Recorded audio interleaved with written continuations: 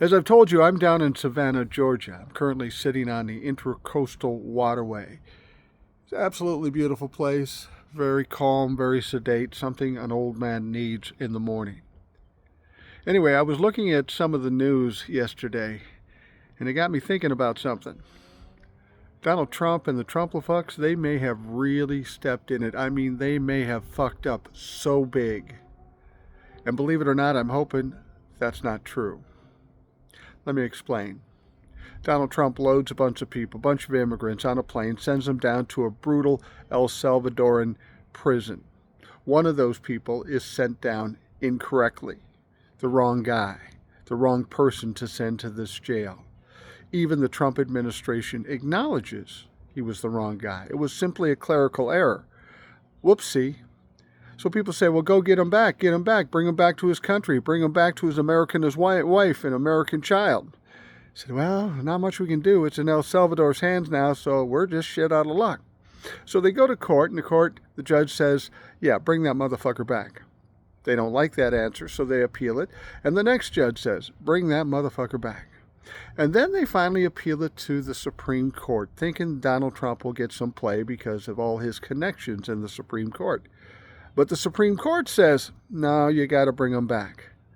Well, this spells trouble for Donald Trump. There's a lot of reasons why they wouldn't want to bring this guy back. First of all, maybe bad precedents. If they bring this guy back, then they're going to be made to bring them all back, which wouldn't be such a bad idea, but Trump doesn't like that idea.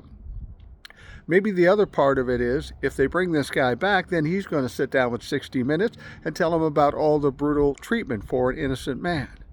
They wouldn't like that either.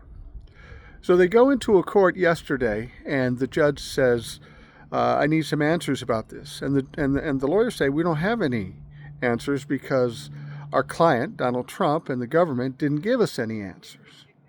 Then he asked, well, where is he? Where is he? We know you sent him to a prison. We know the prison. If you don't know where he is, where is he? And the lawyer said, they haven't told us yet. Here's my problem. Here's my concern. And hopefully I'm just jumping to conclusions here.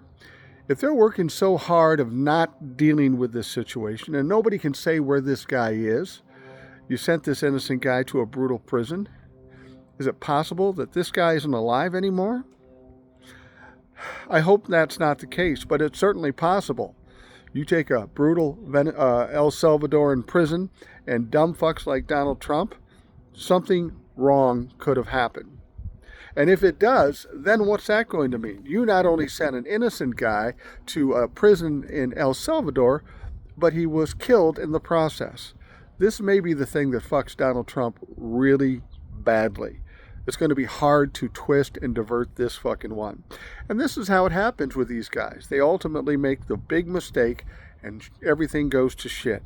Well, a lot of things are going to shit right now. Donald Trump's on the trip down and the Trumplafucks are going to follow right behind him.